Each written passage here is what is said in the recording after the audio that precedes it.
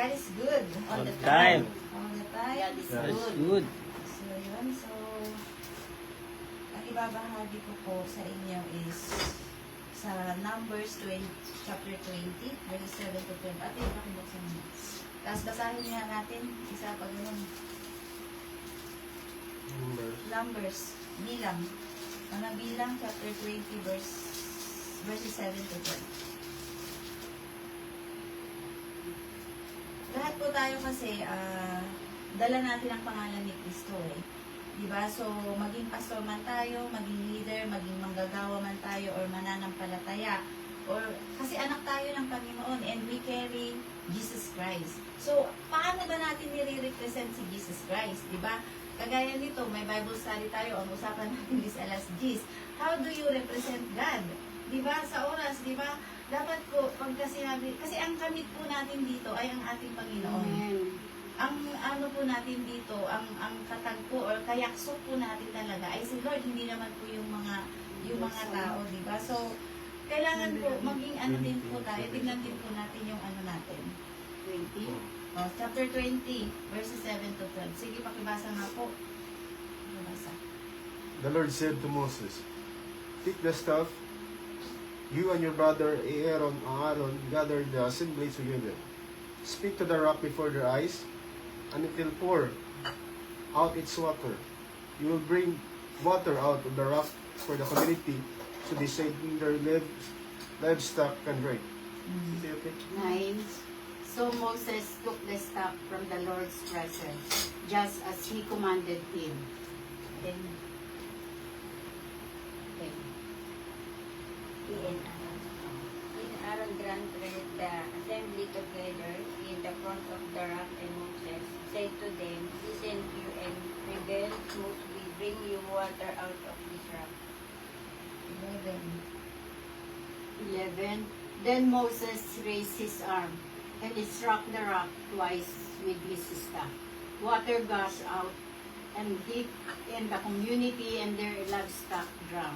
But the Lord said to Moses and Aaron, "Because you did not trust in me enough to honor me as holy in the sight of the Israelites, you will not bring this community into the land I gave them." Amen. So, purihin po ang ating Panginoon sa pagkabasa ng kanyang salita. So, ano po napansin natin doon, di ba? May instruction po diyan ng ating Panginoon, di ba? Remember po tong word na to, stick to the rock. Sabi po niya, di ba? Tapos sabi ni Moses, ni Moses, "Here now you rebel," sabi niya, "kayong mga suwail," sabi niya, di ba? Pakinggan niyo to, sabi niya ganyan. So, yan po yung titingnan natin, how do we represent God? Kasi, alam niyo po ba kung ano yung dahilan kung bakit hindi nakapasok si Moses sa Promised Land? Ito po yung dahilan kung bakit siya hindi nakapasok sa Promised Land. Nag-disobey po siya kay God. Hindi po niya ni-represent si Lord according talaga sa katauhan ng ating Panginoon. So, ganun din po tayo. How do we represent God sa buhay po natin? Kasi, kinikerry po natin si Jesus Christ eh. Yung righteousness ni Jesus Christ, nasa atin po yun. And paano po ba natin siya, kumbaga, paano po natin ba ito ipinapakita sa ibang tao, di ba? Kasi tayo po yung nagbabahagi, halos lahat po tayo nagbabahagi na ng salita ni Lord, tumatayo sa harap, and kahit yung pagpunta po lang natin sa church, ano na po yun eh, we represent Jesus Christ, we represent our God. So dapat po alam natin kung ano yung natin, din yung mga priorities natin, di ba? Lahat tayo, ang kinikerry natin na pangalan, ay ang ating Panginoong Jesus.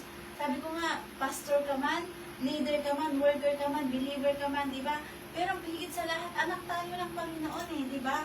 So, paano yan? Anong gagawin natin kapag gano'n, di ba?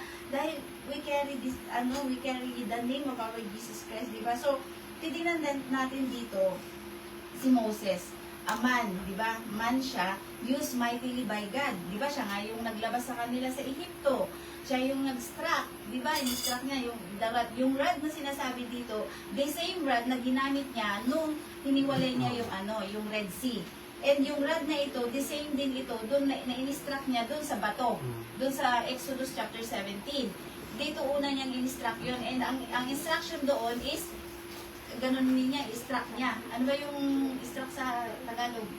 Haluin. Oh, hampasin niya, di ba? Hampasin niya yung yung bato. And tama din yun na ginawa ni Moses kasi nung time sa Exodus 17, nandun din po yung nagtatalo-talo na sila, nagrereklamo sila, bakit ganito, yung mga ganan, nilabas mo ba kami dito para lang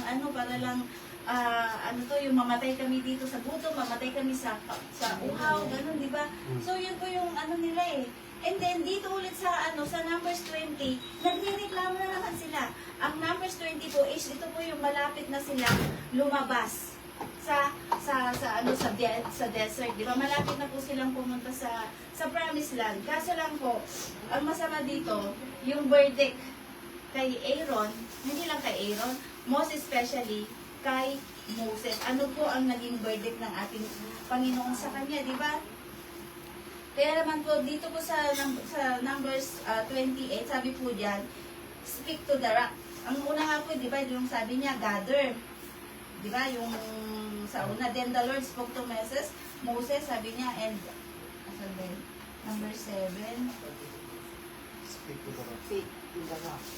Di ba, sabi niya, take the rod, you and your brother Aaron gather the congregation together. So, ibig sabihin na pinapahalagahan talaga ng ating Panginoon yung leadership ni Moses at ni Aaron kasi sila pa rin yung kinausap na sige, i-gather niya yung congregation. Sabi niya, sige, punta kayo dito. Sabi niya, so, ang nakikita ni Jesus sa atin, ang nakikita ng Panginoon sa mga tao, sa mga Israelita, na andun yung compassion pa rin niya. Andun pa rin yung gracious, yung very gracious pa rin si Lord. Andun pa rin na gusto niyang ibigay kung ano yung gusto nila. Kahit na nagrereklamo sila, doon mismo sa mata ni Lord nagrereklamo sila. And sila, Moses naman, parang dahil reklamo yung mga Israelita, si Moses, na siya?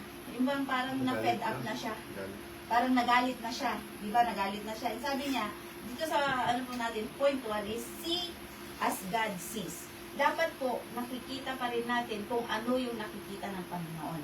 Di ba? Kung tututusin po, gusto pa rin i-provide ni Lord. Hindi, talagang gusto ni Lord i-provide pa rin yung tubig sa kanila dahil uhaw na sila. And sabi niya, speak to the rock before their eyes and it will yield its water. Sabi niya, salitain mo, magsalita ka dyan sa rock at lalabas yung tubig. Pero anong ginawa ni Anong ginawa ni Moses? Pinalo niya ng 2 beses. And ano po yung tawag doon? Disobedience, di ba? Hindi niya sinunod ang ating Panginoon. So, paano niya nirepresent si Lord? Parang nirepresent niya si Lord na galit. Di ba? Pero hindi galit si Lord kasi siya yung nagsabi na i-gather mo yung congregation at speak to the rock para makainom sila. Sabi niya ganyan. God saw the people as thirsty, not rebellious. Di ba? But Moses saw them as mga suwail, mga rebelde. Sabi niya, di ba? Sabi niya, galit siya. Sabi niya, hear now. Sabi niya, makinig kayong mga suwail, kayong mga rebelde. Sabi niya, di ba? Doon sa verse 10. Ang Diyos ay nakakita ng mga taong nauuhaw. Pero, si Moses nakakita ng mga taong mapanghimagsik. Di ba? Ang nakita niya sa mga tao, si Moses, yun nga, dahil laging nagpo-complain, laging doon na yung focus ni Moses na sabi niya, kayong mga rebelde, sabi niya gano'n. Kaya yun hinampas niya. And that's disobedience sa ating Panginoon. Kumbaga, si Moses, nirepresent niya si Lord na parang galit, na parang walang compassion, na parang walang awa sa kanila. God looks with compassion. Yun, dito po natin natandaan na si Lord po, kahit na ilang beses tayong, di ba? Ilang beses na nagre-rebelde ang mga Israelita nung nasa wilderness sila. Pero, andun pa rin yung pag-ibig lagi ni Lord. Pero alam niyo po ba, na yung wilderness na yan, 40 days lang dapat, pwede na silang makarating sa promised land Pero anong nangyari? 40 years. Bakit? Dahil sa kakareklamo nila. Diba? So, meron po talaga, hindi po talaga maganda yung nagre-reklamo, yung nag-murmuring, hindi po talaga maganda, hindi po natin nire-represent ang Panginoon ng tama kapag ganun po yung ugali natin. And sabi nga po, doon sa 1 Samuel 16:7, man looks at the outward appearance, but the Lord looks at the heart. So, ang tinitignan po talaga ni Lord ay yung puso po natin. Ang Diyos ay tumitingin sa puso natin. Tayo ay tinawag niya upang tumingin sa mga tao gaya ng pagtingin ng Diyos sa kanila. Diba? So, ano bang nakikita natin sa tao, diba? So, ang application po talaga natin dyan is, i-open yung mata natin na makita din po natin kung ano ba dapat yung kailangan ng mga tao. Kung kailangan nila ng feeding, kailangan nila ng encouragement, yun po yung ibigay natin. Hindi po natin sila i-rebuke as rebelde. Hindi po natin sila i-rebuke as mga suwail, di ba? So, yun po yung ginawa ni Moses. Sabi ng Panginoon, speak to the rock. Magsalita ka, salitain mo lang para lumabas yung tubig. Kaya nga, there is power in declaration. Amen. There is power in speaking. Di ba? Amen. Oh, dito natin nakikita. Sabi ng Panginoon, ang instruction niya klaro. Speak to the rock. Hindi niya sinabing hampasin mo. Kasi hinampas niya na yun noon eh. Kapag sinabi mo, ang rock kasi ay ang ating Panginoong Jesus. Hindi na siya pwedeng mahampasin pa ng pangalawang beses. Diba? Kasi nire-represent ng rock na yan ay ang ating Panginoon. Diba? So, sabi dito sa number 2 po natin is reflect God, not yourself.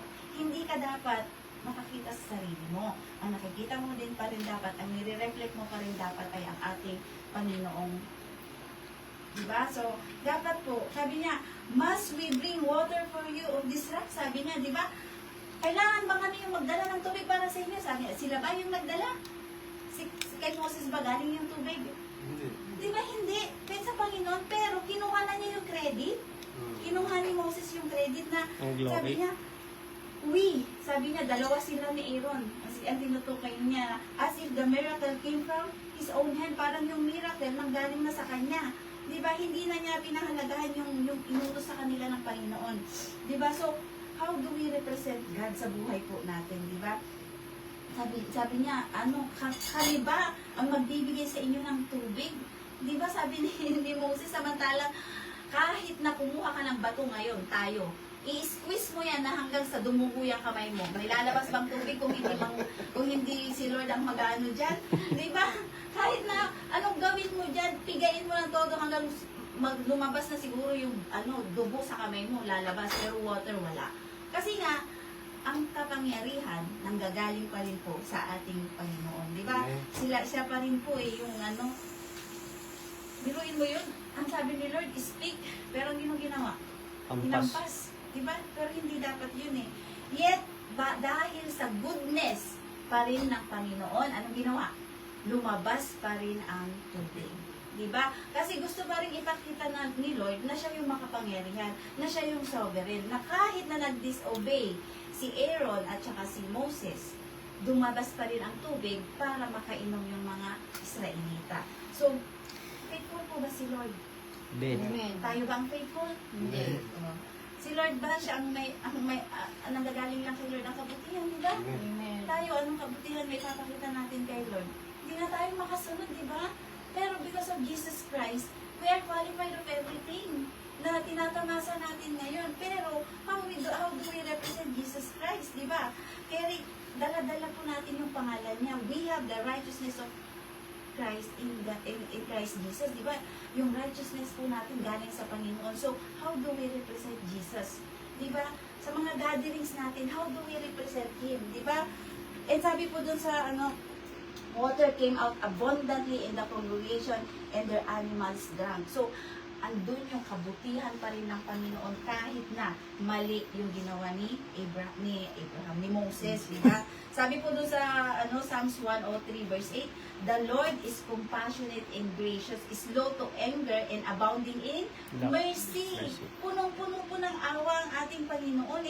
And di ba kahit na gano'n yung ginagawa ng Israelita, nabasa naman po natin, mas lalo na po yung, di ba nabasa natin yung sa Judges, dati paulit-ulit silang nagkakasala, pero pag tumawag sila kay Lord, andyan pa rin si Lord, di ba, na nag-aano sa kanila. So, yun po yung tingnan natin, na laging si Lord, slow to anger po siya. Ngayon nga po, mayroon nga po doon sa Isaiah, sabi po doon na, never again na magagalit ako sa tao. Sabi niya, yun yung covenant niya with Noah. Diba? Rainbow. Yung rainbow na yan, pag nakita mo yan, yun ang covenant ni Lord God na hindi na siya ulit magagalit sa atin at hindi niya na ulit tatapusin ang mankind. Sabi niya, ganun po kabuti ang ating Panginoon, ganun po siya kaano sa atin, yung pagmamahal niya sa atin po talaga. Abounding, compassionate po talaga si Lord. Eh nakita po natin dito, anong nangyari kay Moses, di ba? Wala na, nirepresent niya si God as galit. Di ba? Tinawag niya, hindi nga sinasabi ni Lord na yung mga rebelde kong mga anak is ng Israelita. Hindi namin sinabi eh. Ang sino nagsabi nun? Si Moses mismo, di ba? So, ang application po natin dyan, just because results count, di ba, yung resulta, ang bunga ng ministeryo ay hindi pala tandaan ng tamang pagsunod. Di ba, hindi dahil may resulta ay tama na yung agad yung ginawa mo. Hindi eh. Kasi nakikita natin dito na hindi talaga tama yung ginawa ni Moses. Pero because of the goodness of the Lord, dahil po sa pagmamahal niya sa mga Israelita, dahil po sa awa niya sa kanila, ibinigay niya pa rin po yung tubig na kahit mali yung ginawa ni Moses. Parang sa atin po din ngayon, di ba? Sa time po natin, ibinigay pa rin ng ating Diyos Ama si Kristo para lang maibalik tayo sa Kanya. Para lang magkaroon tayo ng relationship sa Kanya, di ba? Para maging ano tayo, yung qualified sa lahat ng pagpapala, sa lahat ng ino-offer ng Panginoon. Ganun po yung kabuti ng ating Panginoon sa atin. Kaya nga sabi ko, God is a good, good God. Di ba yung title po natin last time, nung nag-opening tayo, yun, nag-opening tayo. Di ba, God is a good, good God. Di ba? At ano, dito, ito din yung ano eh, hindi rin naprotektahan ni Moses yung kanyang kapayapaan dito. Di ba? Ano po yung nagpag-aralan natin last time, protect your peace. Di ba? I-protektahan na, be anxious for nothing. Pero si Moses dito, anong ginawa niya? Di ba? Galit na siya eh. Kasi na-fed up na siya sa mga tao. Pero, dapat po hindi ganun.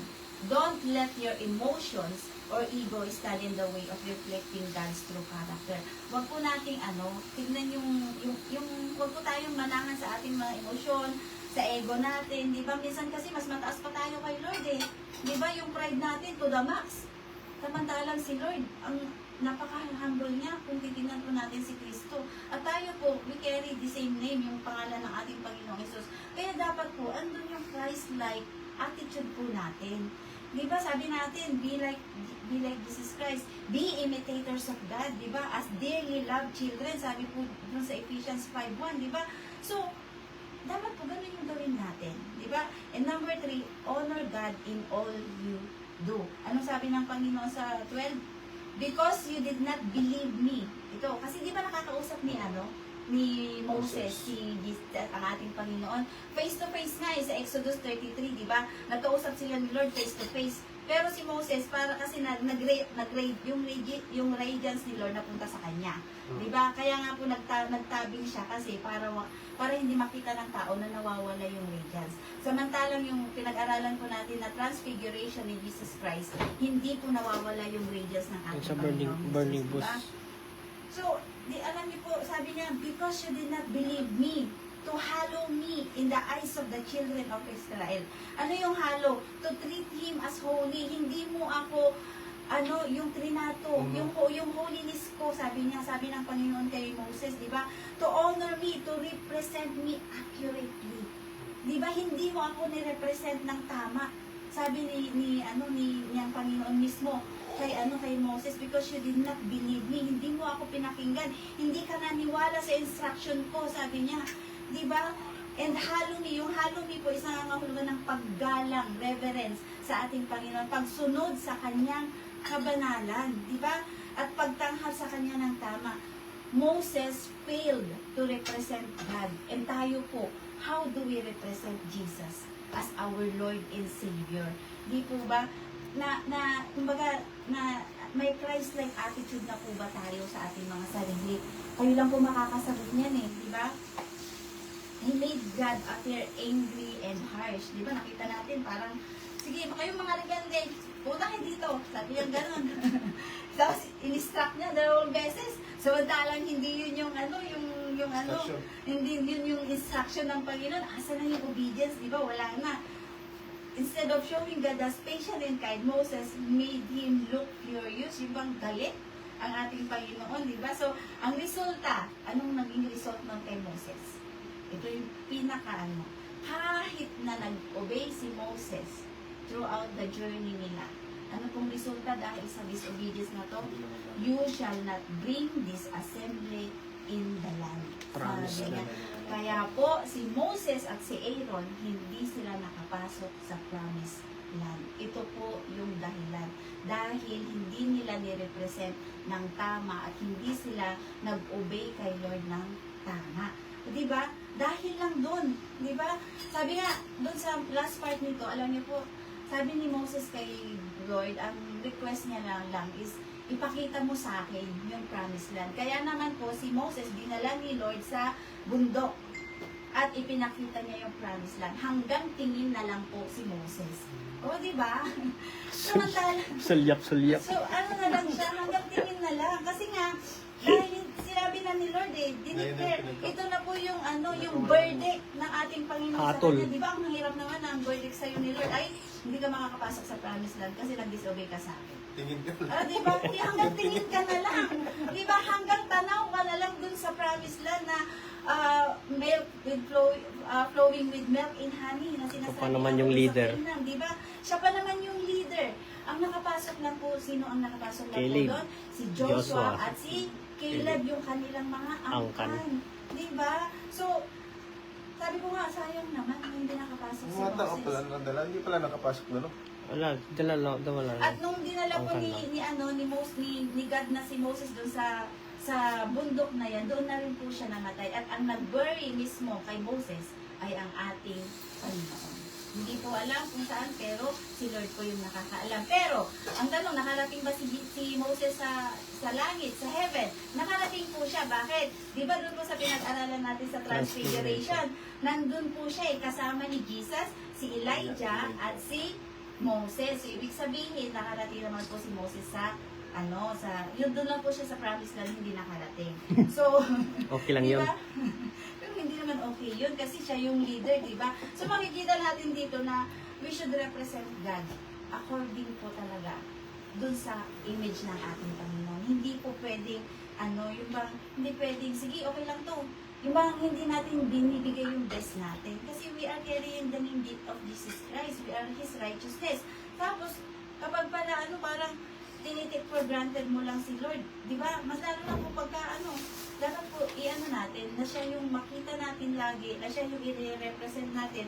Di ba? So, madami po tayong dapat pang matutunan sa ating Panginoong Jesus, di ba? Lahat po ng ginawa ni Jesus Christ, po yun eh. Alam niyo po, ang theological analysis po nito is, Moses represents the law. Di ba? Yung law. So, pag law ka, ibig sabihin, kailangan i-obey mo lahat. Kapag hindi mo in-obey, hindi ka makakarating. Di ba? Hindi ka makakarating doon. And the law can only bring you to the border. Doon lang. Kaya si Moses, di ba? Border lang. Nakita niya lang yung promised land. Nasulyapan niya lang. Kumbaga nakita niya lang na gano'n. Pero, tayo po, but the inside promised land, only yung promised land, yung eternal land po naman sa atin, ay through Jesus Christ. And tayo po, na nakatanggap sa ating Panginoong Jesus, tayo po ay mayroon ng eternal life. Di ba, na-receive na po natin siya because of sa biyaya ng ating Panginoon. Ngayon, dahil sa biyaya ni Lord, mayroon na po tayong eternal life kasi eternal God yung nagbigay sa atin. Samantalang noon, kailangan mag-obey ka para makarating ka. Pero pag hindi ka na-obey, hindi ka pagpapalain. Ganun po nung sa law.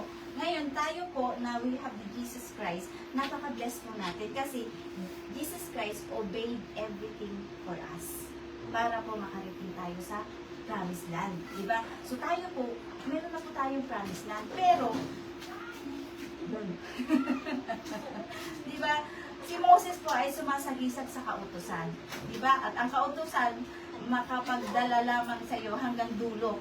Dadalhin ka lang hanggang sa dulo. Hanggang doon lang sa border, hanggang doon lang sa Pero hindi nito kayang dalhin ka papasok, 'di ba, sa sa promise na tanging si Jesus lamang ang makakapagdala sa atin sa loob ng pangako ng Gusto niya sa aircon.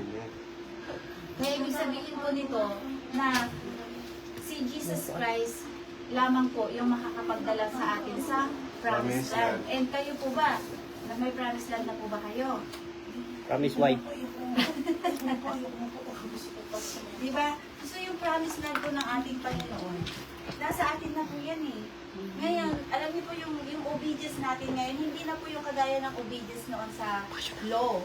Kasi po, yung law po, kailangan mong mag-obey lahat. Every law, dapat i-obey mo yan. May isa lang na na-stumble ka, hindi ka na, wala na, hindi, nagkasala ka na sa buong law. Samantalang sa atin, diba, Si Jesus Christ po ang nag-obey lahat para sa atin. Kasi walang makapag-obey. Doon pa lang sa first commandment, sino po makakapag-obey nun? Love the Lord your God with all your heart, with all your mind, with all your soul. Sino po? Your strength.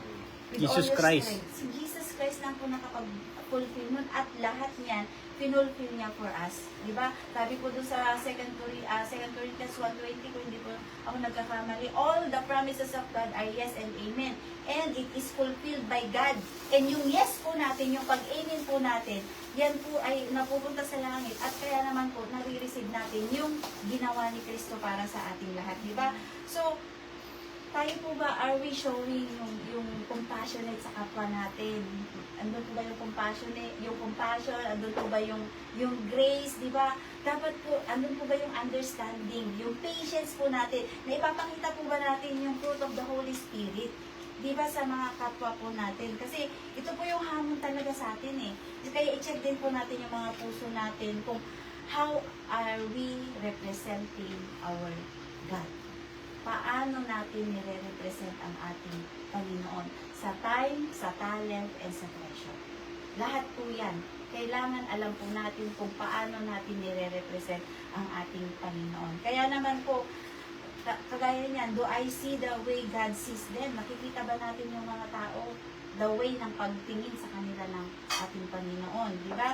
When I speak, do I reflect God's compassion? Or nagagalit ba tayo kaagad? Or na umaayaw na ba tayo kaagad? Or ano na yung ano natin, yung kapag may yung own frustration mo, yun na yung nangingibabaw, hindi na yung kagaya ni Moses, na-frustrate na siya sa mga sa mga Israelita, kaya sabi niya, mga suwail kayo, sabi niya gano'n, di ba? Mga suwail kayo, kailangan bang ako magdala ng tubig sa inyo? Sabi niya, kinuha na niya yung credit, samantalang si Lord naman yung nagbigay ng tubig. Pero tingnan mo yung goodness ni Lord. Kahit na gano'n yung ginawa ni Moses, pwede naman na hindi nabigyan ni Lord ng tubig sila eh.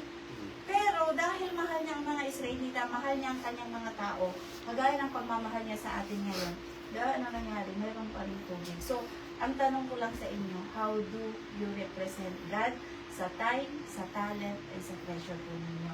Ano yung commitment natin sa Panginoon? Yun po yung yung malalearn po natin na lesson dyan. Siya ba ang, kumbaga, yung ginagawa ba natin is for the Lord or ginagawa natin to for our own, glory? Diba? Parang si Moses, diba? So, tingnan niyo po yung naging post sa kanya, tingnan niyo po yung naging verdict ng Panginoon. Hanggang sa sulyap na lang siya dun sa promised land. Diba? Gusto ba natin ganon? Siyempre ayaw natin. Gusto natin makarating mismo doon sa loob, hindi doon sa pinto lang. Diba? Kasi may mga nagsasabi na kahit sa pinto lang ako ng langit, hindi mo pwedeng ganon. Tagabukas ka ng Diba? Ikaw ba Pintuan? tagabukas na lang ng pinto? Asista ni San Pedro. Di ba kuya? Hindi na Gusto yan. mo natin Papalitan ni San Pedro eh. Tagabukas ka na lang ng ganyan. Kasama Hindi. niya si San Pedro. Magde-desire ka na lang ng ng eternal life. Magde-desire ka na lang na makasama ang ating Panginoon. Ang gugustuhin po natin ay yung makatabi siya, makasama siya, di ba? Doon tayo sa loob. Sa pintuan. Makipag-fellowships tayo sa mga kapwa natin, mga anak ng Diyos. Di ba? Yun po yung yung challenge yan sa atin. Kaya naman, let us choose to reflect His mercy, compassion, and truth. Yun po yung natin. Tingnan po natin, basahin niyo po ulit itong sa Exodus, sa Numbers. Kasi po maiintindihan po talaga natin yung story ni Moses kapag po inano talaga natin, kapag po pinag-aralan natin mabuti yung buhay ni Moses at kung paano siya nag-disobey sa ating Panginoon. And this is the, po talaga, yung verdict ni Lord na hindi ka makakapasok sa promised land. Sabi niya pati si Aaron at ang nakapasok lang si Caleb at si Joshua at yung kanilang mga angkan. Diba? So tayo po, kasama tayo doon. May promised land na po tayo kasi we have Jesus Christ as our Lord and Savior and siya po yung nagbigay sa atin ng righteousness. Kaya naman, we carry the name Jesus Christ, yung Kristo. Diba? Kaya, how do we represent Jesus? Be imitators of God as dearly loved children of God. Sabi nga po doon sa Ephesians chapter 5 verse 1. So, paano nga ba natin nire-represent si Lord, diba? Sa talent natin and sa treasure natin. So, yun lang po yung maibabahagi ko sa inyo and basahin niyo po ulit yung Exodus, basahin niyo po hanggang Numbers kasi po napakaganda po ng story talaga ni Moses dito sa sa Bible. At ang dami po nating malilearn pa. Pero ito lang po yung gusto kong ibahagi sa inyo na how do we represent God, di ba? As hindi lang po sa mga leaders, hindi lang po sa mga pastors, pero bilang mga anak ng ating Panginoon. At bilang tayo po ay nasa atin yung righteousness ng ating Panginoong Jesus. Kaya po tayo nakakalapit sa ating Ama. Bakit? Because of the righteousness of Jesus Christ na nakabalot po sa atin. Hindi na po tayo nakikita ni Lord as sinner or as kundi nakikita na po tayo because of the righteousness of Jesus Christ na nasa atin po. So, yun lang sa akin, and God bless po sa inyong lahat. At sige, mag-share po tayo ng natutunan natin.